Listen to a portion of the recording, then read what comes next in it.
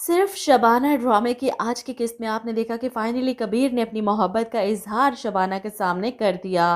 लेकिन शबाना इसे साफ इनकार कर देती है कि मोहब्बत की पहली सीढ़ी एहतराम है। अगर आप मेरा एहतराम करते हैं तो दोबारा मुझे तंग मत कीजिएगा।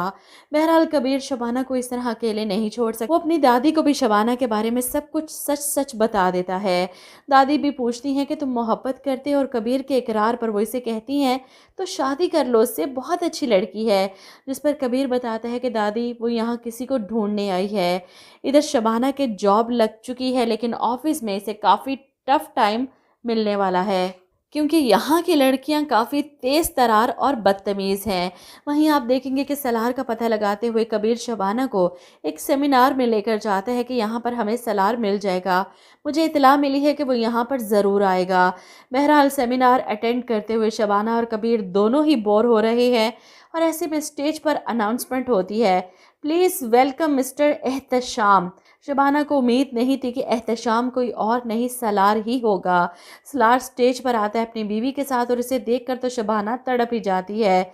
अपनी सीट से उठकर खड़ी हो जाती है। इधर सलार स्टेज पर खड़ा शुक्रिया अदा कर रहा है इन लोगों का, और ऐसे में शबाना स्टेज की तरफ बढ़ रही है। शबाना को देखकर सलार के चेहरे का रंग उड़ जाता है, वो घबरा जाता है। लेकिन इसी लम्हे कबीर शबाना को रोक लेता है, क्या करने लगी हो तुम, इतने लोगों के बीच में तमाशा लगाओगी। जिस पर शबाना चिल्लाती है कि वो झूठा नाम और झूठी पहचान लेकर यहाँ लोगों को बेवकूफ़ बना रहा है, और मैं इससे एक सच्चा सवाल नहीं कर सकती। इस पर कबीर कहता है कि एक झूठे इंसान से सच्चे जवाब की उम्मीद क्यों लगा रही हो। लेकिन शबाना तो इतनी आसानी से सलार को नहीं बख्शने वाली। इधर फंक्शन के ख़त्म होने के बाद सलार खुद परेशान है, शबाना को ढूंढ रहा है कि आखिर वो यहाँ लेने क्या आई है। ऐसे में शबाना अचानक से इसके सामने आ जाती है। शबाना को देखकर सलार तंज करता है, तुम यहाँ क्या लेने आई हो?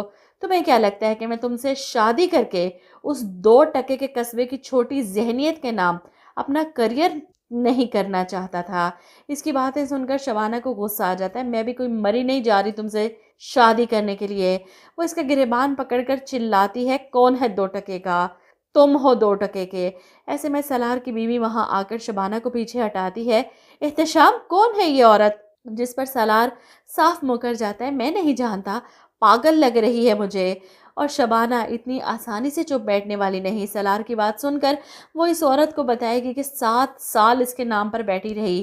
पागल ही तो हूँ, मुझे मंगनी की अंगूठी पहनाकर शादी के ख्वाब दिखाकर 7 साल तक इसने बेवकूफ़ बनाकर रखा। और आपको बताती चलूँ, इसका नाम एहतशाम नहीं है, सलार है। बहुत बड़ा धोखेबाज और फ्रॉड है ये। वो सलार को इसकी बीवी के सामने एक्सपोज करेगी। वहीं दूसरी तरफ बिलाल बावले का इंटरव्यू है। 2 छोटे मोटे यूट्यूबर इसका इंटरव्यू लेने की कोशिश कर रहे थे, और बिलाल को कुछ समझ नहीं आ रही कि वो क्या बोले और क्या बताए अपने बारे में। ऐसे में पान शॉप पर बैठे वो बिलाल से सवाल करते हैं कि इस शॉप का नाम किस पर है। बिलाल के ज़ख्म एक बार फिर से ताज़ा हो जाते हैं, और यहीं पर खड़े होकर वो अपनी शायरी सुनाएगा और यहीं से फेमस हो जाएगा।